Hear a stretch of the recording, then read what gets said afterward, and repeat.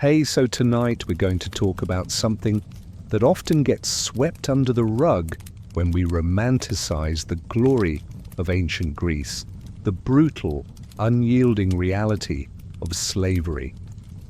Forget the marble statues and the philosophical debates for a moment. We're stepping back into a world where human beings were chattel, commodities to be bought, sold, and worked until they broke. It's a stark contrast to your soft bed and warm blanket, isn't it? Before we dive headfirst into this gritty past, do me a favor. Hit that like button, subscribe if you haven't already, and drop a comment below telling me where you're listening from and what time it is for you right now. Alright, find that cozy spot, pull the covers up to your chin, and let's journey into a life you'd never wish upon your worst enemy. Imagine, if you can, the sharp, visceral tearing away of everything you've ever known. One moment you're laughing in the sun-drenched fields of your ancestral village, the smell of fresh earth and ripening barley filling your lungs, the voices of your family, a comforting hum in the background. The next, a sudden, horrifying cacophony erupts. Shouts, the clash of unfamiliar metal, the terrified screams of your kin. It's a blur of motion, a maelstrom of violence that sweeps you up, leaving you breathless and disoriented. You feel the crushing grip of rough hands on your arm, the stunning blow to the back of your head, and then a darkness deeper than any night you've ever known. This is not the noble capture of a warrior in battle, traded honorably after a fierce fight. No, this is the sudden, brutal snatching of an innocent, a nameless peasant caught in the cruel maw of a raiding party, perhaps pirates from the Aegean, or a border skirmish gone terribly wrong. You wake to the rocking of a ship, the foul stench of unwashed bodies and fear thick in the air. You're crammed so tightly with others, men, women, children, their faces a mosaic of terror and despair, that you can barely breathe, let alone move. The rough ropes chafing your wrists and ankles are the first tangible sign of your new reality, an unyielding promise of what's to come. The journey by sea is an eternity of nausea and terror. You're tossed about like a rag doll as the small vessel pitches and rolls on the unforgiving waves. The air is heavy with the mingled odors of vomit, excrement, and sweat, a grim testament to the suffering packed into such a confined space. There's no privacy, no dignity. Every bodily function is performed in full view of your fellow captives, reducing you to a mere animal. You barely eat, just a meager stale crust of bread and a sip of foul water, barely enough to keep you conscious. Your throat is perpetually parched, your stomach a hollow, aching void. The salt spray that lashes your face is a cruel mockery of refreshment, burning your eyes and cracking your lips. Each creak of the ship's timbers, each shout from the rough, unfeeling crew, sends a jolt of panic through your exhausted body. You try to remember your name, your family, the warmth of your mother's embrace, the simple joys of your past life, but they feel distant, like fading echoes across a vast chasm. You cling to these fragments, these precious memories, because they are all that remains of the person you once were. You are no longer your name. You are merely a cargo, an item of commerce, a potential profit. When the ship finally grinds to a halt against a bustling quay, the transition from the rolling chaos of the sea to the solid, chaotic earth of a Greek port is jarring. You are roughly hauled out, blinking in the harsh sunlight, your muscles stiff and aching from days of immobility. The world spins around you as your sea legs struggle to adjust, and the loud, foreign chatter of the marketplace assaults your ears. The sheer volume of people, the exotic smells of spices and unfamiliar foods, the sight of buildings far grander than anything you've ever known, it's overwhelming. You are just another head in a long, miserable line, marched through the cacophony, a fresh shipment for the hungry markets of Athens, Corinth, or perhaps even Sparta, though your destiny is yet unknown. Your heart pounds a frantic rhythm against your ribs, a drumbeat of fear.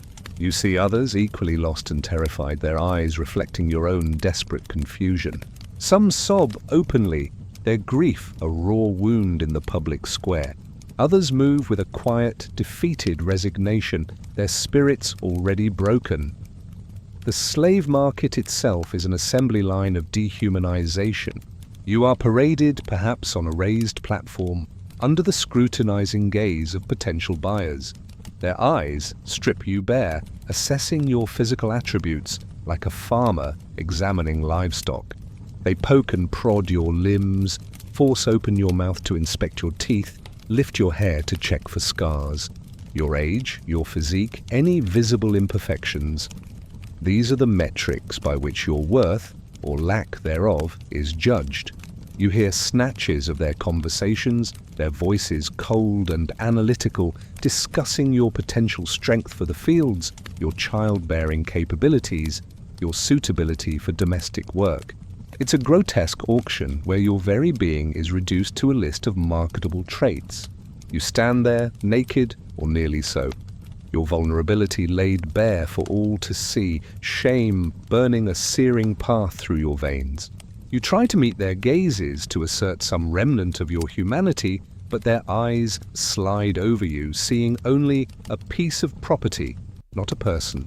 You are an object, waiting to be claimed.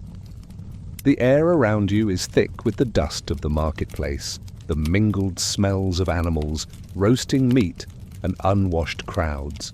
You hear the sharp, clipped tones of the auctioneer, his voice a drone of numbers and descriptions, each word chipping away another piece of your identity. The clinking of coins, the murmur of the crowd, the occasional sharp laugh, it all blends into a dehumanizing symphony. You observe the faces of the buyers, some stern and demanding, others calculating and cold. You wonder what kind of life they will offer, what kind of hell awaits you. Will you be put to work in the fields under the merciless sun, your back breaking with toil? Will you be relegated to the dark, dangerous depths of a silver mine where life is short and brutal? Or perhaps you'll be thrust into a bustling household, subject to the whims of a mistress, your days filled with an endless parade of domestic chores. Each possibility is a fresh wave of dread, and then the moment comes. A hand is raised, a sum is called, and suddenly you are no longer unclaimed. You belong to someone. The transaction is swift, unfeeling. There's no negotiation, no say in your own fate. You are simply handed over, a tag perhaps placed around your neck, a new master's brand on your arm, or even a more permanent mark. You are led away, the rough hand of your new owner or his overseer on your shoulder, guiding you through the throngs. You steal one last look back at the slave market, at the faces of the others still waiting, still enduring the same humiliating scrutiny. There's no solidarity, no shared glance of defiance, only the stark reality of your individual suffering. You are alone, utterly and completely, in a foreign land, under the ownership of a stranger whose language you may not even understand. Your old life, your freedom, your very identity, they are all gone, left behind on that dusty auction block. You are now a slave, a living tool, an extension of another's will. Your existence is no longer your own. It is merely a means to an end for someone else. You are property, and the weight of that word presses down on you heavy and crushing, promising a future of toil and submission. The journey to your new home begins, each step a further descent into the abyss of servitude. The journey from the marketplace to your new master's house, or oikos, is a short, bewildering one, though it feels like traversing an entirely new world. You walk through streets paved with uneven stones, past grand houses with high walls that conceal their inner lives and smaller, humbler dwellings that nonetheless seem to boast a security you can only dream of. The smells change from the cacophony of the market to the more defined odors of burning charcoal, cooking food, and the distinct, sometimes unpleasant scent of human habitation. You see citizens, men in their finely draped chitons, women veiled and moving with purpose, children playing in the dust. They glance at you, some with a dismissive air, others with a casual curiosity, but none with anything approaching recognition of your shared humanity. To them, you are simply another piece of property, part of the background tapestry of their world. Your very existence is a testament to their status, a visible marker of their wealth and leisure. The gates of your new master's oikos loom before you, perhaps an imposing wooden door set into a high, sun-baked mud brick or stone wall. As you pass through, you step not just into a house, but into a meticulously ordered universe where your place is at the absolute bottom. The courtyard, if there is one, might be bustling with activity. Other slaves, some older and seemingly resigned, others young and nimble, carrying water, sweeping dust, or tending to small tasks. Their eyes meet yours with a mixture of curiosity, suspicion, and a hint of shared suffering. You are the newcomer, the fresh arrival, and for a fleeting moment you sense a silent assessment. Another mouth to feed, another body to contend with for resources, another soul to share the oppressive air of servitude. You are led, not to a private room, but to a designated area, perhaps a corner in a communal sleeping space in an outbuilding, or a small, cramped room near the kitchens. Depending on the size and wealth of the oikos, this is your home now. There's no soft mattress, no warm hearth dedicated to your comfort. Your bed might be a simple mat on the cold, hard-packed earth floor, or a crude cot perhaps shared with another slave. Your possessions are what you wear, if you even still have your original garments, or a rough tunic provided by your master. There's no personal space, no sanctuary. Every movement, every whisper, every sigh is heard by others. Privacy is a luxury you no longer possess, a concept that has been stripped from you as surely as your freedom. You learn quickly that your life is now lived in the open under constant scrutiny, every action judged. Your initial hours, perhaps even days, are a blur of bewildering instructions delivered in a language you may only partially understand.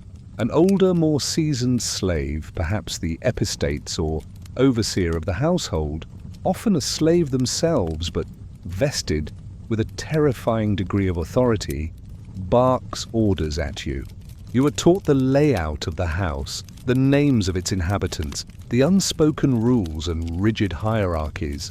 There's the master, the Kyrios, whose word is law, whose very presence commands absolute deference.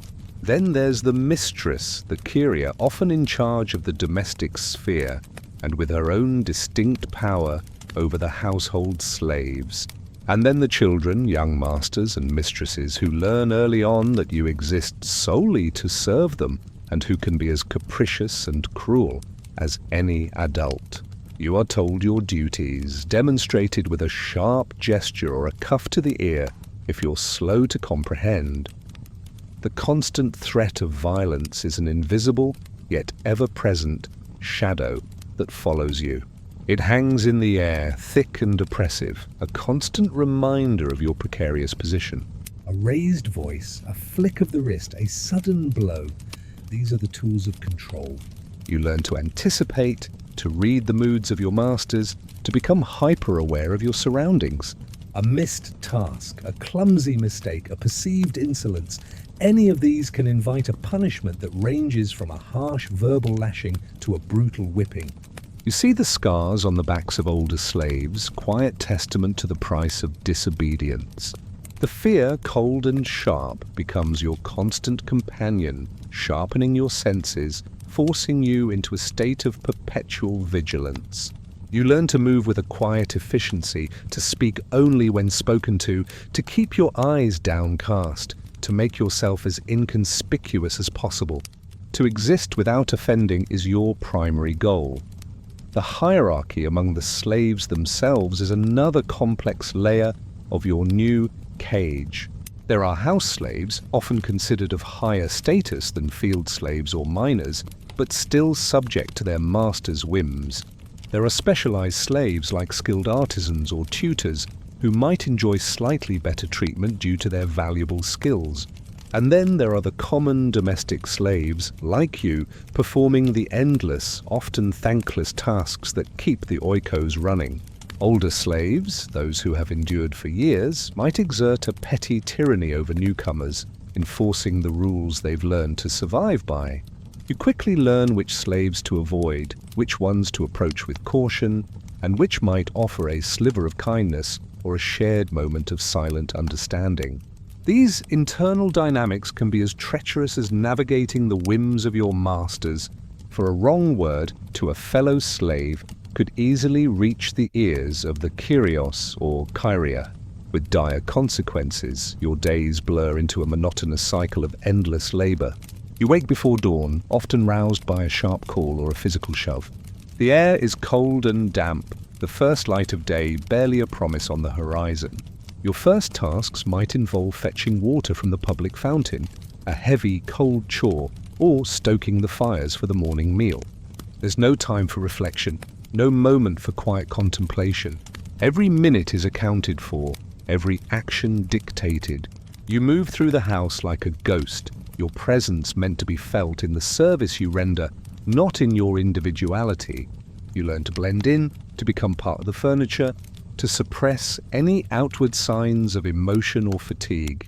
The food you eat is meager, often just barley porridge or coarse bread, perhaps with a handful of olives or dried figs if you're lucky. It's enough to keep you alive, to fuel your endless labor, but never enough to truly satisfy the gnawing hunger in your belly. The water you drink is cold and hard, often tasting of the earth. You eat quickly, often alone or with other slaves in silence in a corner of the kitchen or courtyard, gulping down your sustenance before the next task demands your attention. There's no enjoyment in the act of eating, only the necessity of survival. You watch your masters feast on richer fare, their tables laden with meats, cheeses, and fine wines, a stark contrast to your own meager provisions. This daily disparity is a constant, quiet reminder of your place in their world. Even sleep, the most basic human need, is a restless, often interrupted affair. Your mat on the hard floor offers little comfort. Your body aches from the day's labor, and the ever-present anxiety keeps your mind racing. You might be roused in the middle of the night for an unexpected errand, or to tend to a crying child of the master, or simply for the master's convenience. Dreams are a rare luxury, often haunted by the memories of your past life or the fears of your present. You learn to snatch moments of rest whenever and wherever you can, a quick doze while waiting for water to boil, a brief slump against a wall during a lull in chores. But true restorative sleep feels like a distant memory, another freedom lost. You are expected to be invisible, yet always present, anticipating needs before they are voiced. You learn to interpret the slightest gesture, the subtlest change in tone, the fleeting expression on your master's face. This hyper-awareness becomes a survival mechanism, a way to navigate the treacherous currents of the oikos. A quick eye, a nimble step, a silent understanding. These are the skills that might save you from a harsh word or a swift blow. But this constant vigilance is exhausting, a never-ending drain on your mental and emotional reserves. You live in a state of suppressed tension, a quiet hum of fear beneath your skin. Your identity, the essence of who you are, begins to erode. You are no longer defined by your family, your village, your aspirations. You are defined by your servitude, by the tasks you perform, by the master you serve. Your name might be changed, replaced with a generic slave name, or simply referred to by your origin: the Thracian, the Phrygian, the Scythian. You become a label, a function, rather than a person. The loss of your name feels like the final severance from your past, a chilling recognition that the old you is truly gone, replaced by this new, nameless entity. You are simply another part of the oikos, a living, breathing tool in the intricate machinery of ancient Greek society, a cog in a system designed to deny your very humanity. And as the days turn into weeks and weeks into months, the crushing weight of this reality settles upon you, heavy and inescapable. Your days in the oikos blur into a monotonous, relentless cycle of labor, each sunrise bringing with it the familiar ache in your bones and the resignation in your spirit. If you are a domestic slave, your world is the inner sanctum of the household, a realm of perpetual motion and unending tasks. You might be assigned to the kitchen where the warmth of the fire is both a blessing and a curse. The air is often thick with smoke from the hearth, stinging your eyes as you squat over glowing embers, tending to pots of boiling grains or roasting meats for the master's table. Your hands, once soft, are now rough and calloused, scarred by burns and cuts from daily handling of crude knives and heavy pottery. The preparation of meals is an arduous process. There's no quick cooking here. Grain must be ground by hand with a heavy stone quern, a back-breaking task that demands hours of repetitive motion, the flour dust coating your clothes and clinging to your skin. Vegetables must be cleaned, cut, and prepared with precision, lest your mistress find fault. You learn to move with a quiet efficiency, your presence meant to be felt in the service you provide, not in your individual existence. The clatter of pots, the sizzle of fat, the constant drone of grinding, these are the sounds of your daily life. You taste nothing of the rich dishes you prepare, only the basic, coarse gruel that sustains you. You watch invisible as your masters feast, their laughter and conversation a world apart from your silent toil.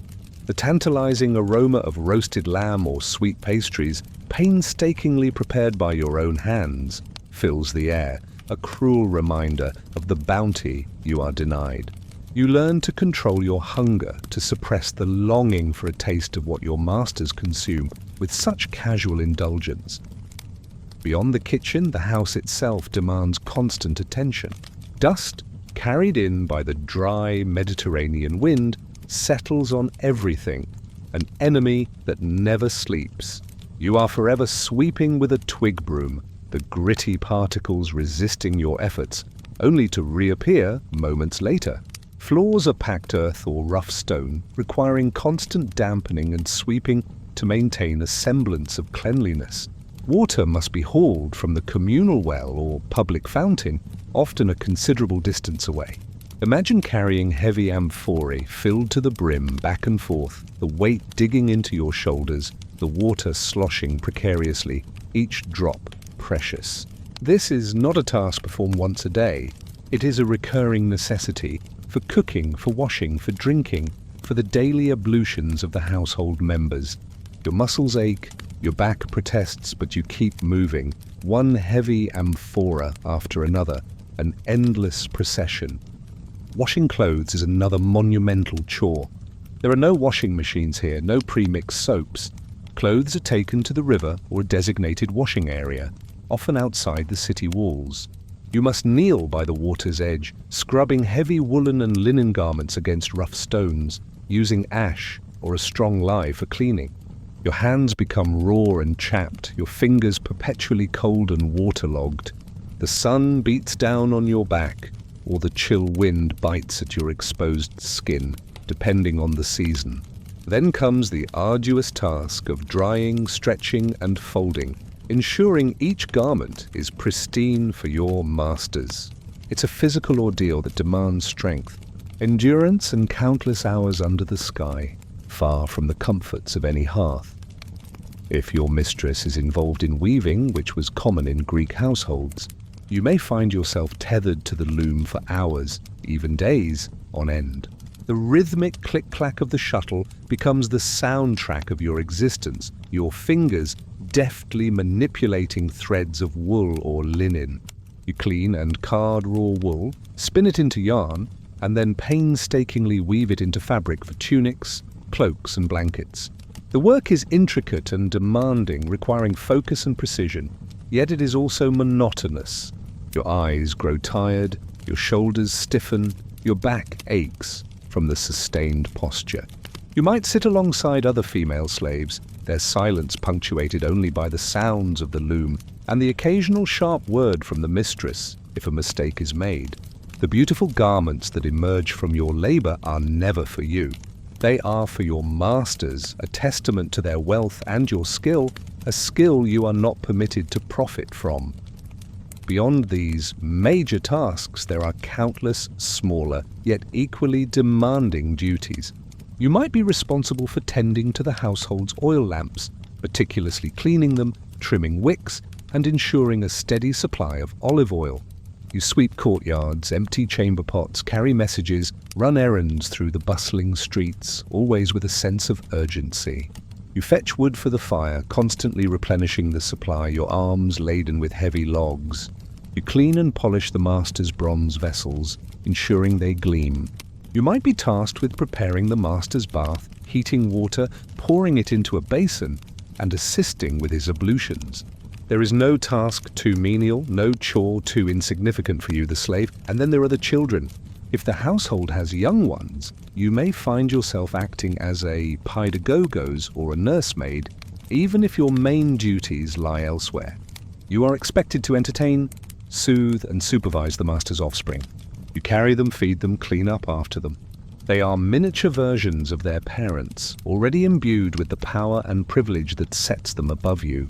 A child's tantrum can be a source of stress, for if they cry or complain to their parents about you, the consequences could be severe. You learn to swallow your frustration, to maintain a placid demeanor, to cater to their every whim, even as their innocent cruelty can cut deeper than any whip. They might hit you, mock you, or demand impossible things knowing full well you cannot retaliate. Their laughter rings hollow in your ears, a constant reminder of your own lost childhood, your own denied joys. Your body, once perhaps strong and agile, begins to show the cumulative toll of this unending labor. Your back develops a permanent ache, your knees creak, your hands are perpetually rough. Fatigue is your constant companion, a heavy cloak that wraps itself around you from dawn till dusk. Yet you cannot falter.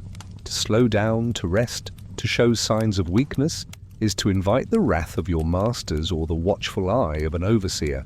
You learn to push through the pain, to ignore the exhaustion, to simply keep moving. Your body becomes a machine, programmed for work. Its individual needs and discomfort secondary to the demands of the oikos. The domestic life of a Greek slave is not the dramatic, overt brutality of the mines perhaps, but it is a subtle, insidious erosion of the self. It is the constant suppression of your own will, your own desires, your own voice. It is the never-ending parade of tasks that reduce you to a pair of working hands, a silent presence, a mere function. You live in a state of perpetual vigilance, observing, anticipating, always ready to serve, always ready to disappear into the background. Your identity becomes intertwined with your tasks, your worth measured by your utility. And as the years pass, the vibrant memories of your past life fade, replaced by the dull, grinding reality of your present. A life where every sunrise signals another day of thankless, relentless drudgery in the heart of your masters. You are a ghost, a shadow, a silent engine driving the comfort and leisure of others. Your own humanity slowly, agonizingly chipped away by the relentless demands of your new cage. If your fate led you away from the sheltered walls of the oikos, your cage is instead the vast, exposed expanse of the Greek countryside. Under the relentless gaze of the sun, you are a field slave, and your life is dictated by the rhythms of the seasons, the fertility of the earth, and the unyielding demands of your master's land. Forget the romanticized images of idyllic landscapes. Your experience of the fields is one of backbreaking labor, scorched earth, and aching muscles. Your days begin before the first blush of dawn, roused by a brutal shout or the sting of a whip. Your body stiff and cold from a night spent on a straw pallet in a communal hut, shared with other weary souls. The air is often damp with morning dew, chilling you to the bone as you make your way to the fields, your stomach a hollow void, having received only a meagre ration of barley porridge. The implements of your trade are primitive and unforgiving, heavy wooden ploughs, simple hoes, sickles with sharp, unyielding blades. There are no machines to ease your burden, only the raw power of your own body, day after agonizing day. If you are fortunate, there might be oxen to pull the plough, but even then, guiding the beast and maintaining the furrow demands immense strength and skill, your hands blistering from the rough wood. You walk behind the plough for hours, the scent of freshly turned earth filling your nostrils, a constant companion to your toil. The dust rises with every step, clinging to your sweat-soaked skin, grating in your throat. Spring brings the arduous task of tilling the soil, preparing it for planting. You feel the deep resistance of the earth beneath your hoe, each swing of the tool a testament to your endurance. Rocks, roots, and stubborn clods of earth must be broken up, cleared, and smoothed. Then comes the planting of grain, wheat or barley, or the meticulous tending of olive groves and vineyards. You crouch for hours under the warming sun, carefully placing seeds or pruning branches, your back screaming in protest, your knees sore from the hard ground. The repetitive motions are hypnotic in their monotony, yet each movement must be precise, for the success of the harvest, and thus your master's wealth, depends on it. An oversight, a careless action, could mean a poor yield, and a poor yield could mean a harsher hand from your master. Summer is a season of unremitting heat and intense labor. The sun beats down with a merciless intensity, baking the earth and scorching your skin. Sweat pours off you in rivuition, stinging your eyes, soaking your rough tunic. Hydration is a luxury, with only a limited supply of often warm, stagnant water to quench your desperate thirst. You learn to conserve every drop of fluid, to ration your meager sips, your throat perpetually dry and cracked. The long days stretch endlessly. The sun's arc, a slow, agonizing crawl across the sky. You prune the vines, tend to the ripening olives, or weed the thirsty fields, pulling at stubborn plants that compete with your master's crops. The dry grass scrapes against your legs, leaving small, irritating cuts. The buzzing of insects, the relentless chirping of cicadas, and the distant bleating of sheep are the only sounds that break the silence of your suffering. The harvest season is a frantic, all-consuming ordeal. Every able body, including yours, is pressed into service, from the first light of dawn until long after dusk. For grain, you swing the sickle, cutting stalk after stalk, your hands raw and blistered, your arms aching from the constant, repetitive motion. The golden shafts of wheat scratch your skin, and the sharp blades demand unwavering concentration, for a moment's lapse could mean a deep, painful gash. Then comes the threshing, often by trampling the grain underfoot or with animals, and the winnowing, where you toss the grain into the air, allowing the wind to separate the chaff. This work is dusty, hot, and unending. If you are harvesting olives, you spend your days beating the branches with long poles, watching the precious fruits rain down onto nets spread beneath the trees. Your arms are raised high above your head, muscles straining as you beat the branches again and again, ensuring every last olive falls. For grapes, you pluck the ripe bunches from the vines, your fingers sticky with juice, your back bent under the weight of the baskets you fill. The rich, sweet scent of grapes, a promise of wine for your master, is a constant presence, a reminder of the luxury born from your sweat. Each grape, each olive, each grain of wheat represents not sustenance for you, but wealth for your owner. Your diet in the fields is even more basic than that of a domestic slave. Coarse barley bread, often stale and hard, a handful of olives, perhaps a few figs or dried beans, and sour wine diluted with water. Meat is a rarity, an indulgence reserved for your master. You eat quickly, often in the field, squatting in the shade of a meager tree or huddling with other slaves, their faces as gaunt and weary as your own. There is no joy in these meals, only the necessity of refueling your exhausted body for the next bout of labor. The constant hunger is a dull ache, an ever-present companion. Your sleeping quarters are crude, often just a single, unadorned room in a small farmhouse or a separate outbuilding on the estate, shared with many other slaves. There might be no individual beds, just mats or straw scattered on the floor, where you collapse after a day's brutal labor. The air is thick with the smell of unwashed bodies, stale sweat, and damp earth. There's no privacy, no warmth, little comfort. Illnesses spread quickly in such close quarters, and a severe illness can be a death sentence. For a sick slave is an unproductive slave, and an unproductive slave is a burden your master may not tolerate.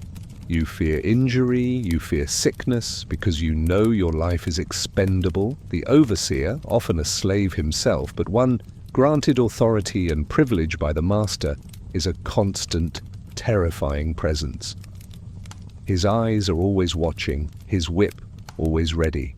He prowls the fields, observing every movement, quick to administer a sharp word or a brutal blow for any perceived slackening of effort. His loyalty is to the master, and his cruelty is often a demonstration of his own tenuous power. You learn to fear him as much as you fear the master, for he is the immediate instrument of your suffering, the one who extracts every last ounce of your labor. Life in the fields is one of extreme physical exertion and exposure to the elements. Your skin becomes leathery and tanned by the sun, your hair coarse with dust.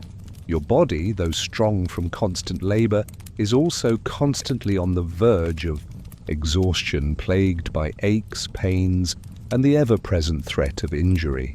A twisted ankle, a cut from a tool, a fever brought on by exposure, any of these could render you useless, and a useless slave is a liability. You learn to work through the pain, to ignore the discomfort, to simply endure. Evenings offer little respite. After a long day, you might be tasked with cleaning tools, feeding animals, or performing other small chores before finally being allowed to collapse onto your hard pallet. There is little time for conversation, for commiseration. Exhaustion claims most of your energy. Thoughts of escape might flicker in your mind, but the vast, unfamiliar landscape, the omnipresent danger of recapture, and the brutal consequences for runaways often extinguish such fleeting hopes.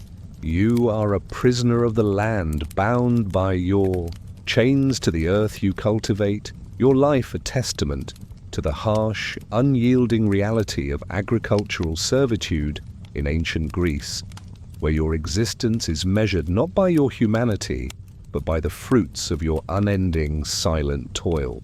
Now imagine a fate even more grim, a darkness that swallows not just your freedom, but your very light. If you were truly unlucky, if your strength was deemed great, or your spirit deemed broken enough for the most brutal of labors, you would be condemned to the mines. This is a special kind of hell, a place where the sun never touches your skin, where the air you breathe is thick with dust and despair, and where your life expectancy dwindles with each swing of your pickaxe. You are a mining slave, and your world is the labyrinthine depths of the earth, the clammy, suffocating embrace of rock and darkness. The journey to the mines, perhaps the silver mines of Lorient, south of Athens, is often a final severance from the familiar. You are marched, usually in chains, along dusty roads, your feet dragging, your spirit already crushed by the rumors of what awaits you. As you approach the mining district, the landscape itself changes, becoming scarred and barren, pockmarked with countless shafts and refuse piles. The air takes on a metallic, earthy tang, heavy with the dust of ore. You see other slaves, their faces gaunt and grey, their eyes haunted, emerging from the gaping maw of the mine shafts. only to be herded back in. Their silence is more terrifying than any scream. You are led to the entrance of a shaft, a dark, gaping hole in the earth. The air immediately cools, growing heavy and still. The stench is immediate and overwhelming. The metallic smell of rock, the acrid scent of sweat and fear, the faint, cloying sweetness of human waste. You are stripped, your meager clothes replaced with a simple loincloth perhaps, or a rough, scratchy tunic that offers no protection. Your only tools are a heavy iron pickaxe, a small shovel, and a simple lamp, often fueled by olive oil. Its flickering meager flame your sole source of illumination in the oppressive gloom. This dim light casts long, dancing shadows, distorting the already terrifying landscape around you. The descent into the mine is a terrifying ordeal. You might be lowered in a basket, bumping against rough-hewn timbers, or forced to clamber down. Narrow, slippery ladders, each rung threatening to give way. The deeper you go, the more the outside world recedes, the sounds of birds, wind, and human chatter replaced by the drip of water, the scuttling of unseen creatures, and the ominous creak of the earth itself. The air becomes heavy and hot, thick with the dust churned up by countless other laborers. Breathing becomes an effort, each inhalation a shallow, rasping gasp. Your workstation is a cramped, claustrophobic tunnel, barely wide enough for your shoulders, often so low that you must crawl or crouch for hours on end. The walls are rough, jagged rock, pressing in on you from all sides. The only sound is the rhythmic thud of your pickaxe against the stone, the scrape of your shovel, and the labored breathing of the other slaves working beside you, their faces streaked with grime and sweat, their eyes reflecting the flickering lamplight with a desperate, vacant stare. You are constantly aware of the immense weight of the earth above and around you, a palpable, suffocating presence that threatens to collapse at any moment. The fear of being buried alive is a constant, gnawing terror that no one can escape. The work itself is relentlessly brutal. You hack at the rock face for endless hours, your muscles screaming in protest, your hands quickly blistering and bleeding. The goal is to chip away at the quartz veins, searching for the precious silver ore embedded within. Every swing of the pickaxe sends vibrations through your body, numbing your hands, jarring your bones. Dust rises in clouds, filling your lungs with sharp particles, making you cough and choke. Your throat is raw, your eyes perpetually gritty. You hear the sharp crack of rock, the occasional shout of alarm, and the terrifying rumble of falling debris. Accidents are common. Rockfalls, tunnel collapses, injuries from tools. A sudden, sharp pain in your leg or arm means you are now useless. A burden, and your end might come swiftly, whether by neglect or by a final, brutal blow. The shifts are impossibly long, often lasting from sunrise to sunset, or even longer, with no distinction between day and night in the perpetual darkness. There are no breaks for rest, no moments of respite. You eat your meager ration of coarse bread and perhaps a handful of olives in the dark, still breathing the dust, still feeling the pressure of the earth. Water, if it's available, is warm and often tastes of mineral, barely enough to wet your parched throat. Your body is a machine, relentlessly pushing beyond its limits, fueled only by the grim necessity of survival. Sanitation is non-existent. You relieve yourself where you work, in the corner of a tunnel, adding to the putrid stench that permeates the air. Vermin, rats, insects, are your constant companions, scuttling in the shadows, feeding on discarded scraps. Diseases are rampant, spread quickly in the confined, unsanitary conditions. Respiratory ailments from the dust, infections from cuts and sores, dysentery from tainted water, these are the silent killers that stalk the mines. Few who enter these depths emerge unscathed, and even fewer live long. Your lifespan here is dramatically shorter than any other slave, a grim reality you feel with every aching bone. The overseers in the mines are the cruelest of all. They are armed with whips, constantly patrolling the tunnels, their lamps casting grotesque dancing shadows. Any sign of slacking, any moment of weakness, is met with an immediate, brutal lashing. The sound of the whip cracking in the confined space is a chilling, visceral sound that sends shivers down your spine, a stark reminder of who holds power and who is merely a tool. They care nothing for your pain, your exhaustion, or your dwindling health. They care only for the ore, for the silver that fills your master's coffers. You are a disposable resource, easily replaced. Your sleeping quarters, if you can call them that, are often crude, open-air enclosures outside the mine shafts, or equally primitive, overcrowded barracks. You collapse onto a hard, dirt floor, sharing space with dozens of other emaciated, coughing figures. The cold night air offers little comfort, and the exhaustion is so profound that you fall into a restless, troubled sleep, haunted by the darkness. The sounds of your pickaxe and the ever-present fear of collapse. Your dreams are nightmares of falling earth, of suffocating dust, of endless grinding labor. Hope is a rare commodity in the mines.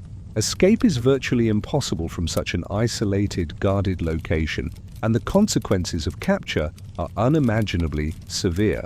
Manumission, the promise of freedom, is a whisper that rarely reaches these depths.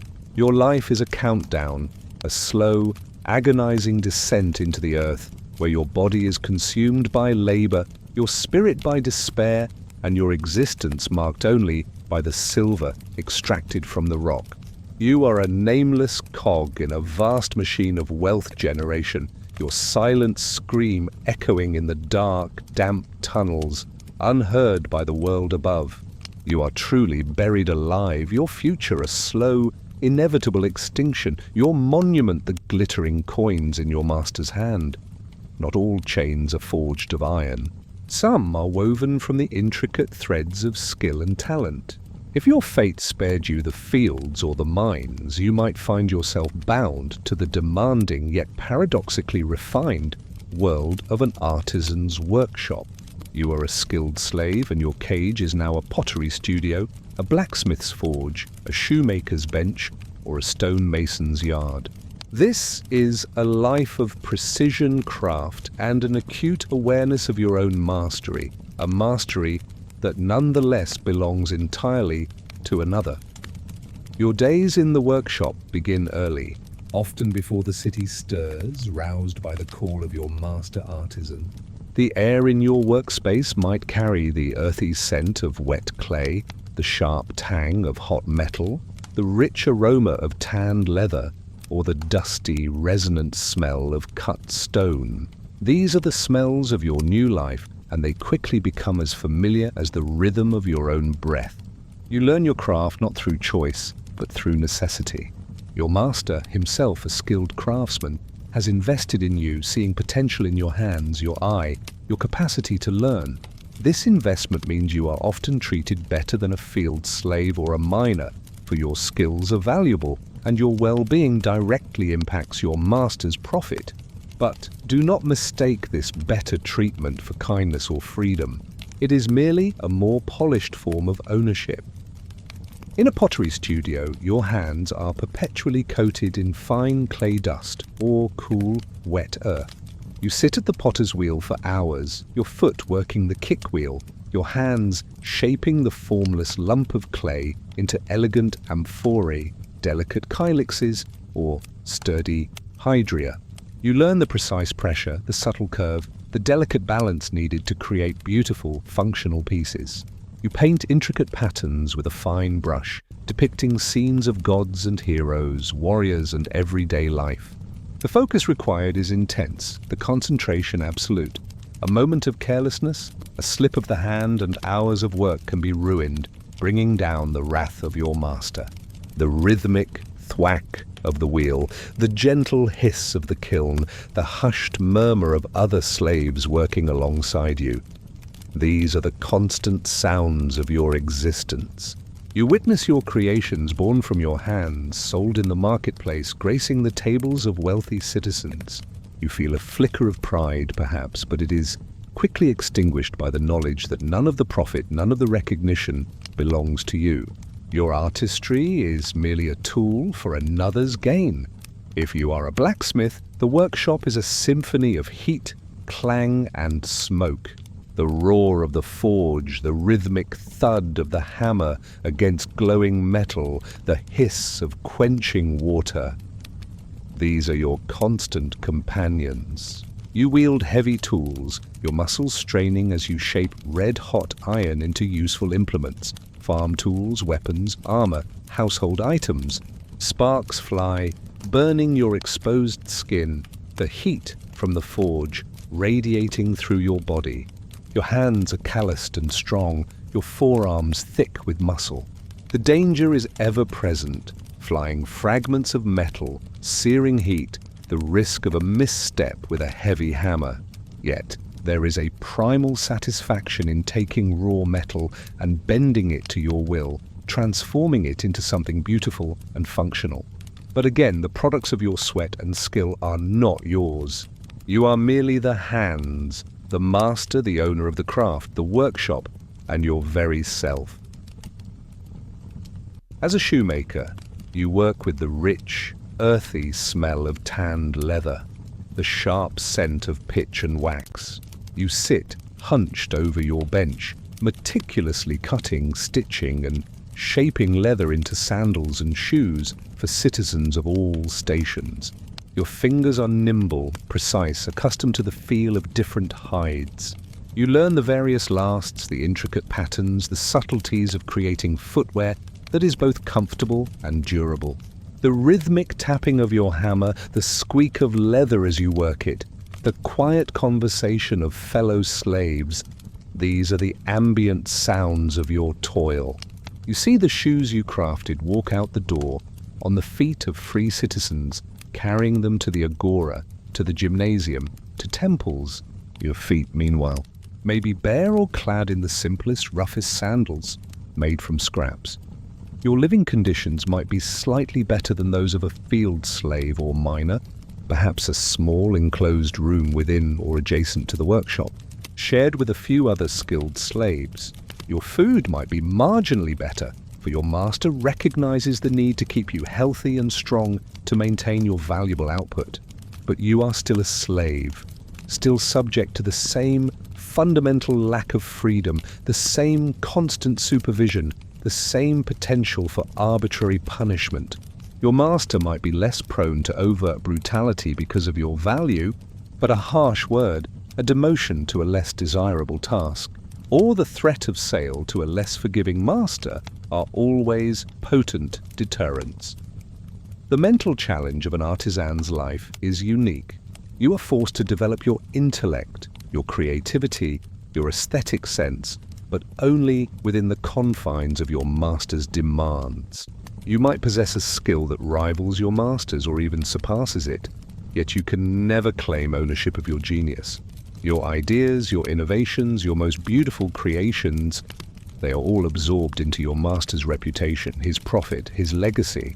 This can be a quiet, insidious form of torment, a constant reminder of your denied potential, your suppressed individuality. You are the invisible hand, the unseen mind behind the splendor of Greek craftsmanship. There is a subtle, unspoken competition among skilled slaves too. To be better, to be more productive, to be more indispensable might mean a slightly softer hand from the master, a slightly larger ration, a slight reduction in hours. But it also means you are more valuable and thus more tightly held. The dream of manumission might flicker more brightly for skilled slaves, as some masters might grant freedom after years of exemplary service, often in exchange for a substantial payment. But even then, freedom often comes with continued obligations, a debt owed, or the necessity to continue working for your former master. It is a conditional freedom, a shadow of true autonomy. You spend your life perfecting a craft that will never truly be yours, creating beauty and utility for others while your own life remains stark and functional. Your hands, though capable of exquisite detail, are nonetheless bound. Your mind, though capable of innovative design, is nonetheless captive. You are a testament to the fact that even talent and skill cannot escape the pervasive grip of slavery in ancient Greece, for even genius can be bought, sold and owned, reduced to a mere tool in the hands of another. And as the years pass, your fingers grow gnarled, your eyes dim, but the creations of your toil continue to exist, lasting testaments to a life lived in service, a spirit perpetually yearning for the freedom to create for yourself. Now, let's turn to a truth that is perhaps the most uncomfortable, the most insidious aspect of your existence as a slave in ancient Greece, particularly if you are a female. This segment delves into the stark, brutal reality of sexual exploitation, the utter lack of agency over your own body, and the constant crushing fear that permeated every moment of your being. This is not a story of romance or consensual passion. It is a raw examination of power, vulnerability, and the profound violation of human dignity. From the moment you are captured and sold, your body becomes a commodity, its potential uses, including sexual, openly discussed and appraised. If you are female, your age, your appearance, your reproductive capacity are all factored into your price. You are not just a pair of hands for labor. You are also, fundamentally, a body for male gratification, a vessel for reproduction, or a potential source of income for your master through prostitution. This is the grim reality of your position in a society where you are not considered a person, but property.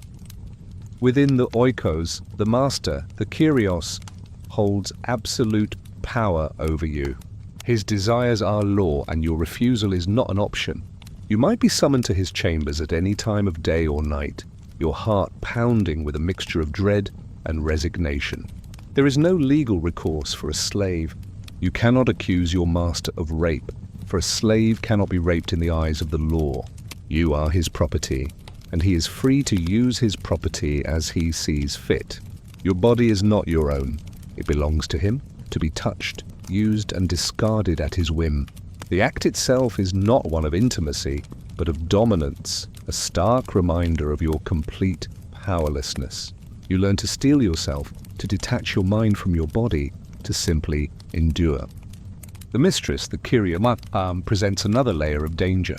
While she might not be directly involved in sexual abuse, her jealousy, if you attract the master's attention, can be a terrifying force. She might see you not as a victim, but as a rival, a threat to her position and the stability of her household. Her wrath can be swift and brutal, manifested in physical beatings, increased workload, or the threat of being sold to an even harsher master, or even to a brothel. You must navigate this treacherous dynamic with extreme caution, trying to remain invisible, trying not to incite either the master's desire or the mistress's rage. The irony is not lost on you. Your safety, such as it is, often lies in being undesirable. Yet your very being as a female slave makes you perpetually vulnerable. Pregnancy, if it occurs, adds another complex layer to your suffering. If you bear the master's child, that child is automatically born a slave, inheriting your status. The birth of a child might momentarily secure your position within the oikos, particularly if the child is robust, as you are now a breeding slave, a valuable asset. But it does not grant you freedom, nor does it guarantee kindness. The child is merely another piece of property for the master, another pair of hands for future labor. You might feel a primal protective love for your offspring, but it is a love tinged with sorrow, for you know their fate is sealed from birth. You also know that the child could be taken from you at any moment, sold off if the master so chooses, another heartbreaking loss in a life already overflowing with them. The emotional toll of this separation, the constant fear of losing your children, is a torment that never truly heals. Beyond the master, other male members of the household, sons, guests, even trusted freedmen or overseers, might also view you as fair game. The hierarchical structure of ancient Greek society means that your master's permission or simply his turning a blind eye is all that is needed for others to violate you. You live in a state of perpetual hypervigilance, constantly assessing your surroundings, anticipating threats, trying to avoid being alone with any man who might see you as an object for his pleasure. Your body is a battleground constantly under siege, and you are left with no weapons for defense. The trauma of sexual exploitation is not just physical, it is deeply psychological. You carry the shame, the degradation, the feeling of defilement every waking moment. Your sense of self, already eroded by the loss of freedom and identity, is further shattered by these violations.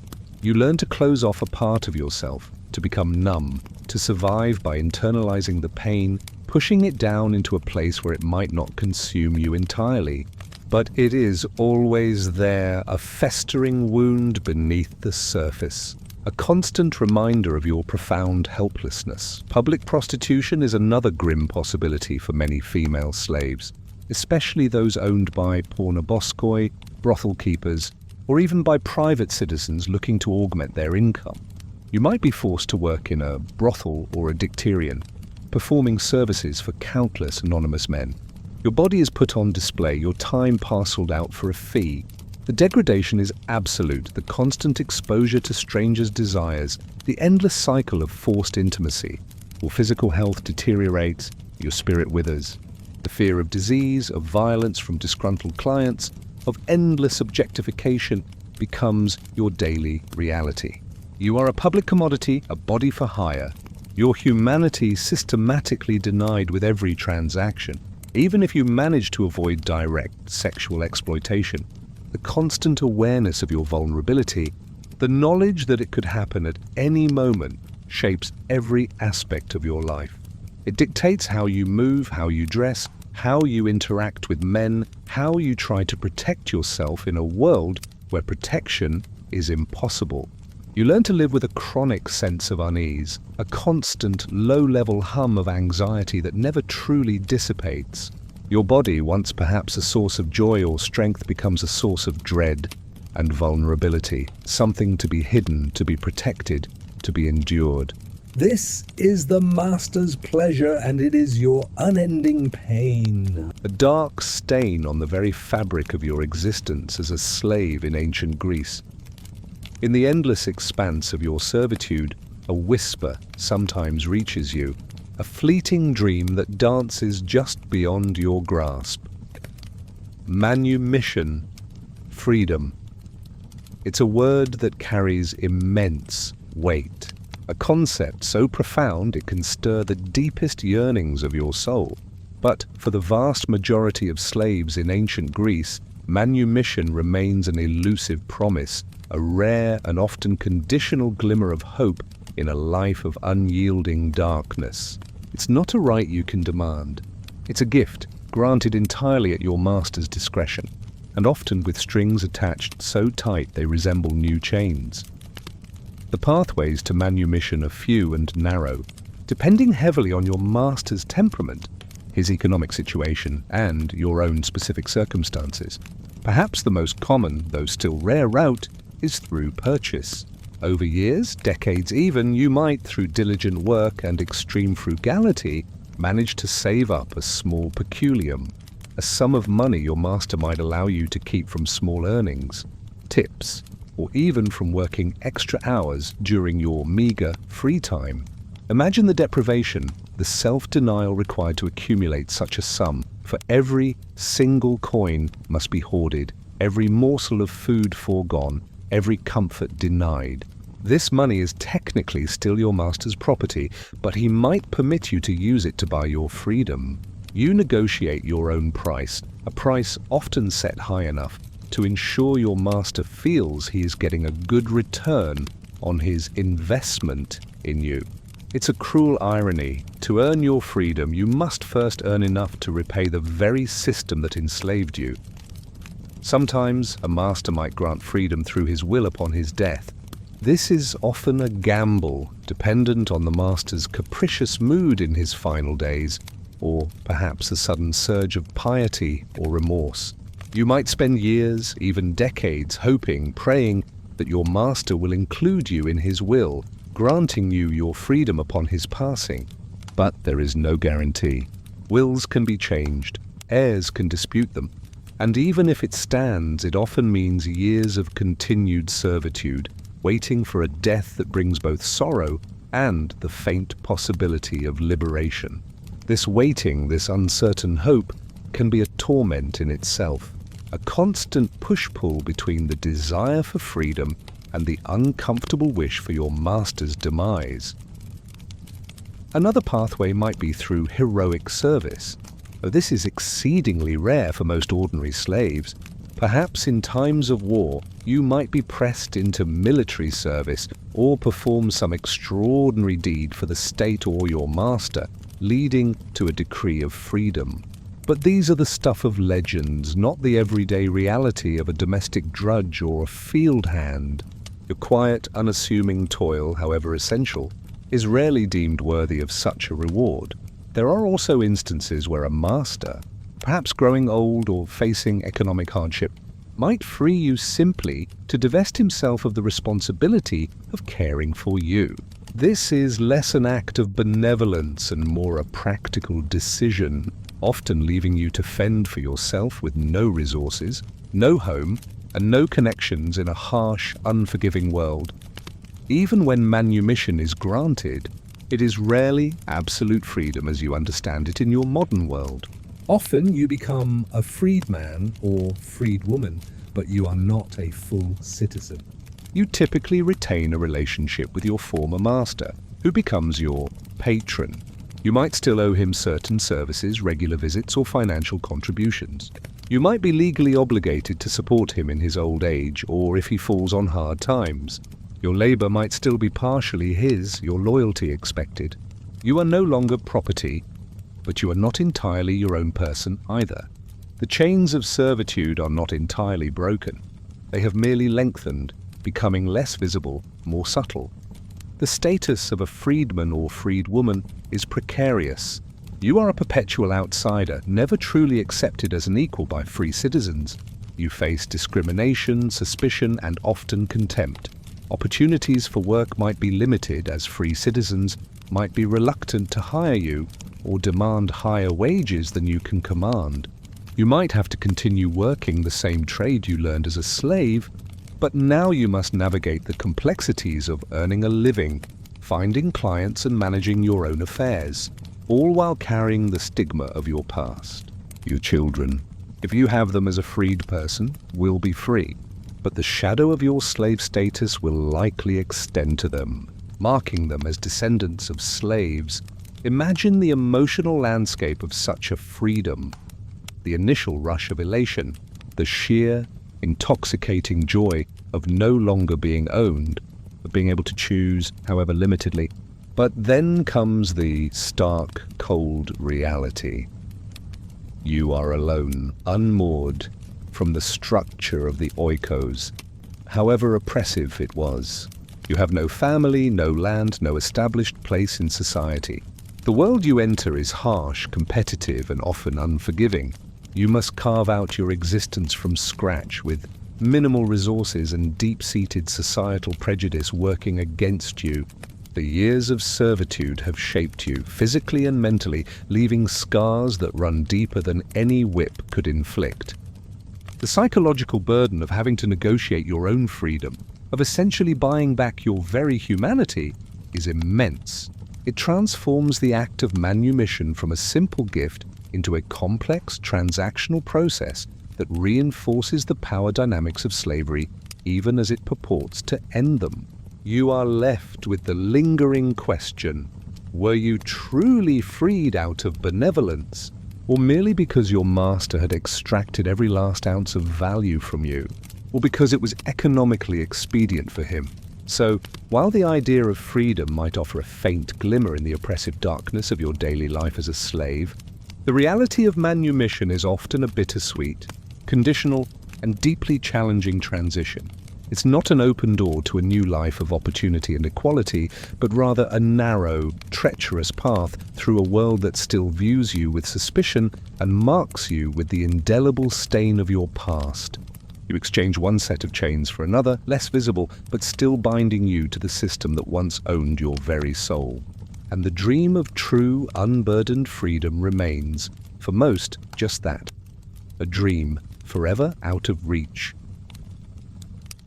In a life defined by complete subjugation, the concept of resistance might seem futile, even suicidal.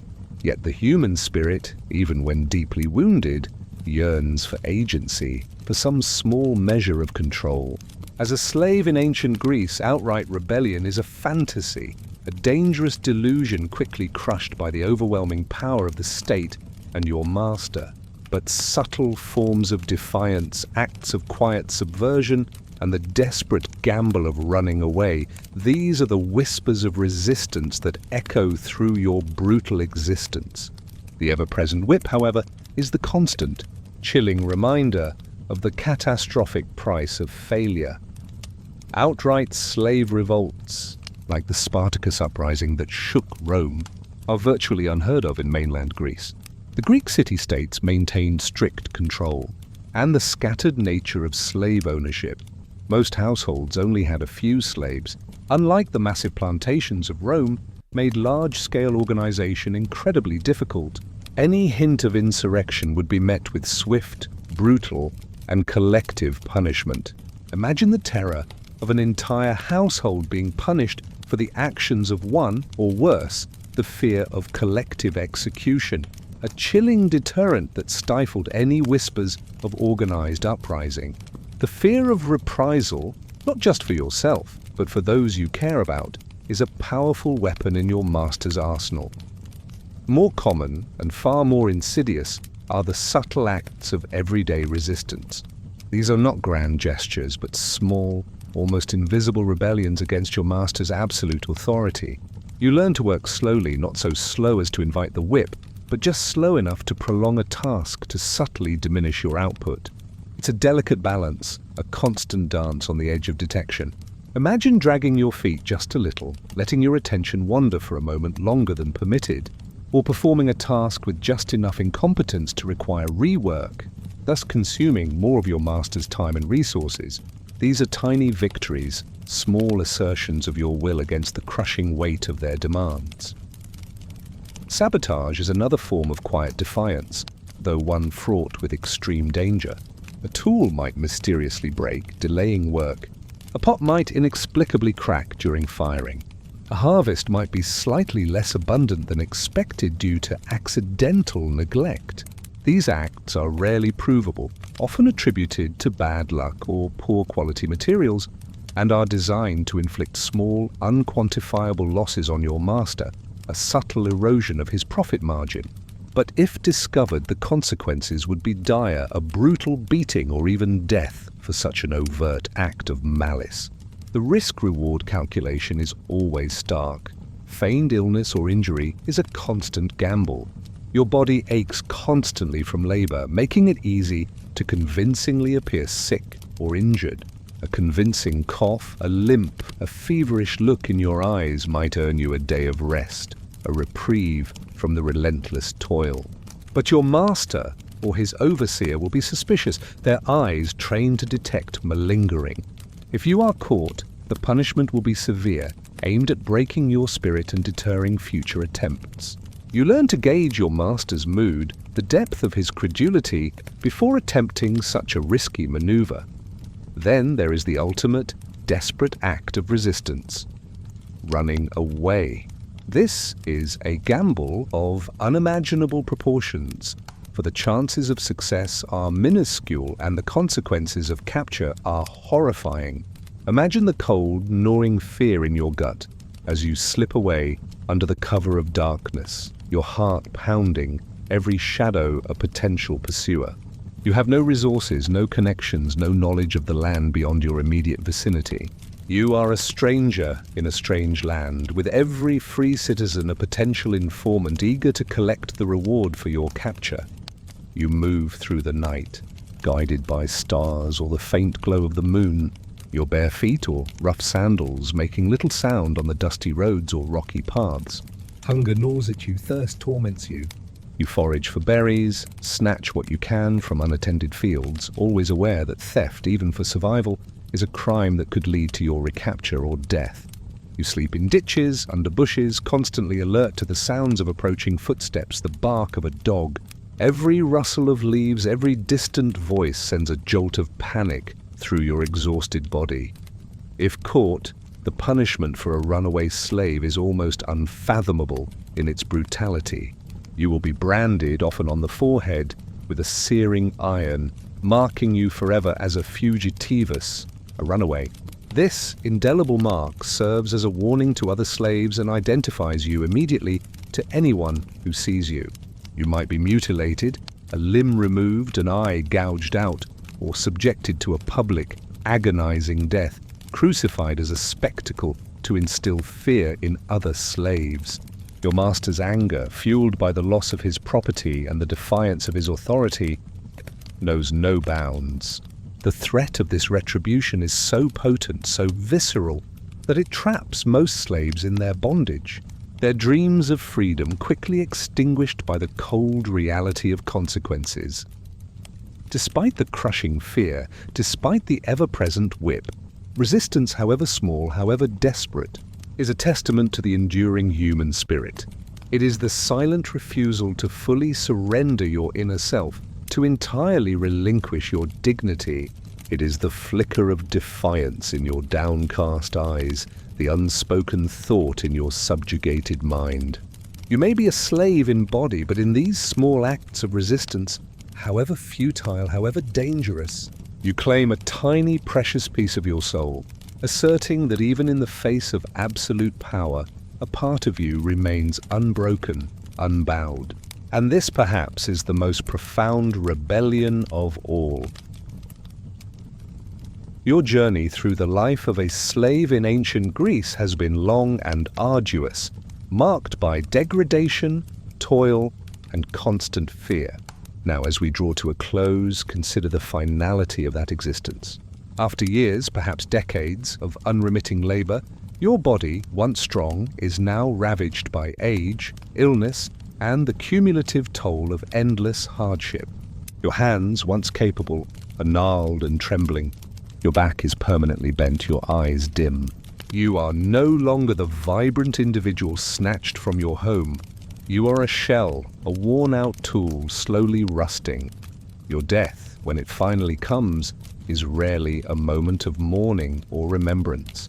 For your master, it is primarily an economic loss, the demise of a piece of property.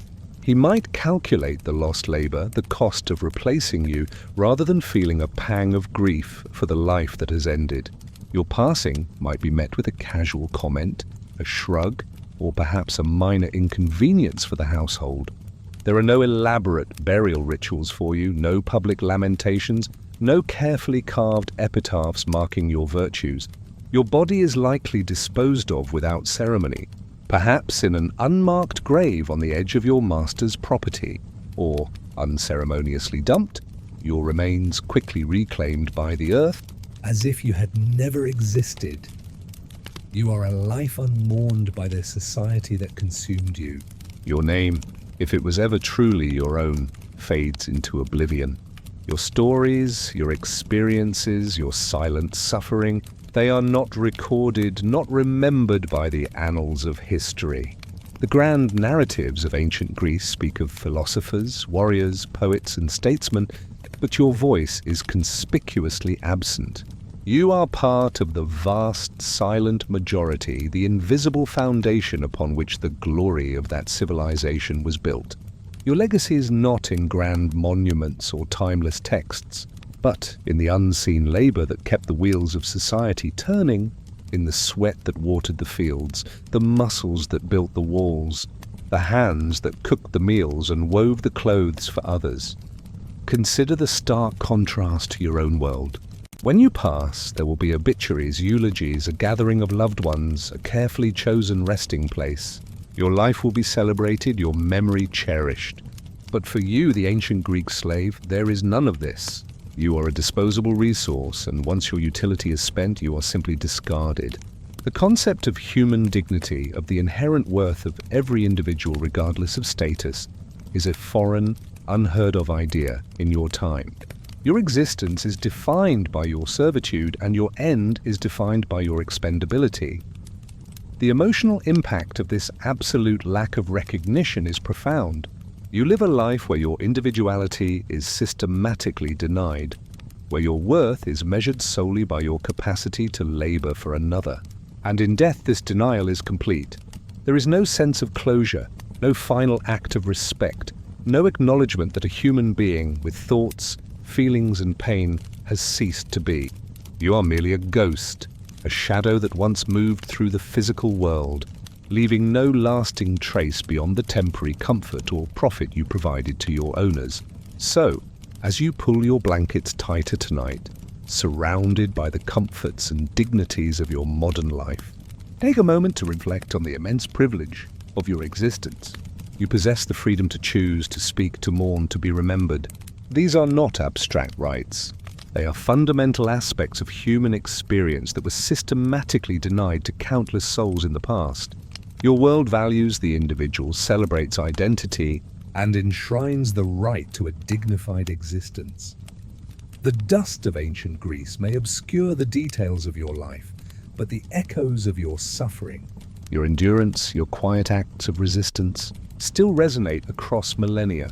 Though unmourned in your own time, your story, however nameless and unwritten, serves as a powerful reminder of the preciousness of freedom, the fragility of dignity, and the enduring human cost of a society built on the brutal foundation of chattel slavery. May your rest tonight be deep and undisturbed, a privilege so many never knew.